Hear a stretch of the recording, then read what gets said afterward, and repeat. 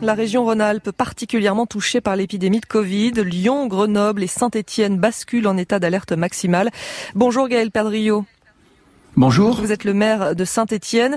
Ce basculement en alerte maximale, c'est pas une surprise pour vous? Non, parce que c'est vrai que nous observons les indicateurs avec le CHU et l'ARS au quotidien. Et donc, nous avons vu effectivement cette dégradation à la fois en nombre de malades et en nombre de personnes hospitalisées depuis maintenant quelques semaines. Oui, il y a déjà eu en plus une réunion la semaine dernière avec le gouvernement. Vous saviez que la situation n'était pas bonne. Mais est-ce que ça vous a permis quand même d'anticiper les choses, de mieux vous préparer ? Écoutez, on savait évidemment ce qui s'était passé à Marseille et à Paris, même s'il y a eu quand même pas mal de changements, parce que à Marseille, par exemple, les restaurants étaient fermés pour 15 jours, puis finalement, au bout de 5 jours, le gouvernement a permis leur réouverture. Moi, je crois que surtout, ce qui est regrettable, c'est que ça n'a pas permis à l'État d'organiser l'hôpital, parce que les chiffres dont on parle, les 30% de capacité de réanimation réservée aux malades du Covid, l'État ne les a pas anticipés depuis la première crise du mois d'avril. Et je crois finalement que le problème et toutes les polémiques sur le fait de la fermeture des bars, des restaurants ou pas, elles cachent aussi cette vraie difficulté qui est celle de la gestion de l'hôpital avant tout. Et justement, cette résurgence de l'épidémie chez vous, à Saint-Étienne, c'est à l'hôpital qu'elle se voit le plus, ou est-ce qu'elle se voit aussi, par exemple, je sais pas, dans les EHPAD, dans les écoles? Est-ce qu'il y a beaucoup de classes fermées aujourd'hui? Alors j'ai pris un certain nombre de mesures dans les EHPAD, pour le coup avec anticipation. Il y a déjà, et en travaillant avec les familles et les personnels, il y a maintenant plus de 3 semaines, on n'a pas de cluster dans les EHPAD municipaux à Saint-Étienne. Dans les écoles, nous n'avons pas d'école fermée aujourd'hui. C'est là aussi très bien anticipé grâce à des agents municipaux qui respectent les protocoles d'ailleurs depuis le mois d'avril. Et à l'hôpital, nous avons aujourd'hui 130 personnes hospitalisées, 26 personnes en réanimation. Mais il faut les mettre en relation. Tout est relatif avec les 500 personnes hospitalisées, les 180 personnes en réanimation que nous avions au mois de mai. Et ce que je ne comprends pas, c'est ce qu'a fait Olivier Véran des 6 mois de répit que nous a laissé la Covid depuis le déconfinement pour adapter l'hôpital aux besoins. Il aurait fallu faire quoi? Malheureusement, rien. Il aurait fallu faire quoi? Il aurait fallu faire quoi? Il aurait fallu, pour atteindre l'objectif que s'est fixé le gouvernement, adapter le nombre de lits et les personnels qui vont avec pour continuer à soigner les personnes qui ont d'autres maladies que la Covid et puis accueillir les personnes qui sont atteintes de la deuxième vague dont le gouvernement nous parle depuis le mois de mai finalement. Mais concrètement, ça voulait dire quoi? Ça voulait dire embaucher des personnes? Ça voulait dire adapter le nombre de lits aux besoins. Nous sommes aujourd'hui en train de payer la politique d'économie qu'a fait notamment le gouvernement sous Hollande, 2 milliards d'euros d'économie, 22 000 postes. Aujourd'hui, vous n'avez pas des personnels d'hôpitaux qui ne réclament pas des postes supplémentaires. Ils ont supprimé sous Hollande. Et finalement, le président de la République aujourd'hui est en train de payer les conséquences des décisions prises par le ministre de l'économie de François Hollande il y a quelques années.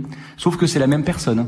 Gaël Perdriau, maintenant que votre ville bascule en état d'alerte maximale, quelles restrictions faut-il prendre selon vous? Écoutez, moi, ce que j'ai proposé au Premier ministre et au ministre de la Santé la semaine dernière, c'est de prendre les mêmes décisions qu'au lendemain du déconfinement, c'est-à-dire un protocole sanitaire extrêmement strict et rigoureux dans les restaurants, dans les bars, les commerces, les transports en commun, dans les écoles, les universités, au travail, de façon à pouvoir continuer une vie sociale à minima, parce que on sent très bien qu'il y a une tension et une acceptation de la population qui sont aujourd'hui extrêmement atteints. Pour autant, bien entendu, il faut mettre en place un protocole pour éviter justement les hospitalisations, pour éviter davantage de malades, mais pour autant sans restreindre encore davantage les libertés. Et donc ça veut dire qu'on ne ferme rien. On ne ferme rien.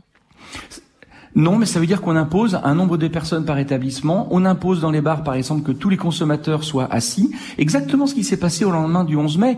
Je crois que les résultats ont été au rendez-vous, que les professionnels ont eu à cœur de faire respecter ce protocole et que même si c'est des contraintes, évidemment, pour nos concitoyens, eh bien, ils sont en capacité de comprendre que ça reste un équilibre entre le maintien de certaines libertés et la protection sanitaire qui, bien sûr, qui doit être la boussole de toute notre action. Qui va prendre la décision? C'est la préfète?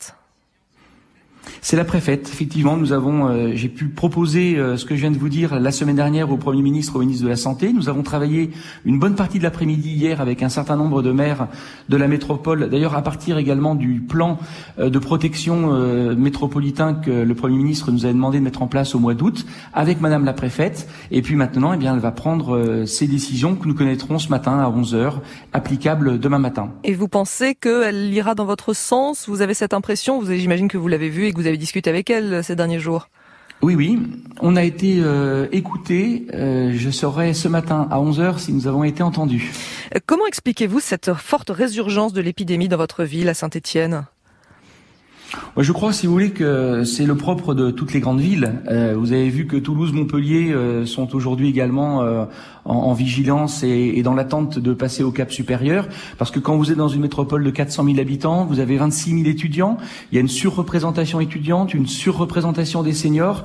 Donc forcément, eh bien, ce sont des publics qui sont plus sensibles à la maladie, à la fois pour l'attraper, mais également pour en subir les conséquences. Et puis, il faut reconnaître que partout, nationalement, il y a eu un relâchement cet été, peut-être un petit peu nécessaire aussi, parce que la pression est forte psychologiquement sur l'ensemble des habitants. Et je pense que c'est ce relâchement de cet été que nous payons aujourd'hui dans les chiffres. Il y a eu également des comportements individuels qui ne respectent pas les gestes barrières qui sont simples. Pourtant, se laver les mains régulièrement, porter un masque, ce sont des contraintes, certes, mais qui sont quand même minimes par rapport aux conséquences de la maladie. Et il faut reconnaître que ces gestes barrières, par une minorité, ne sont pas respectés. Ce que je demande également au gouvernement, c'est d'être très strict et sévère par des sanctions appropriées pour tous ceux qui ne respectent pas ces gestes barrières, de façon à protéger aussi la liberté d'une majorité qui les respecte. Et juste en quelques secondes, parce qu'il nous reste quasiment plus de temps, Gaël Perdriau, est-ce que vous, par exemple, vous demandez à vos agents municipaux de se mettre en télétravail ? Bien sûr, on a maintenu d'ailleurs le télétravail depuis le début du confinement et on adapte le travail de nos services pour assurer là encore l'équilibre entre le service public que nous devons à nos concitoyens.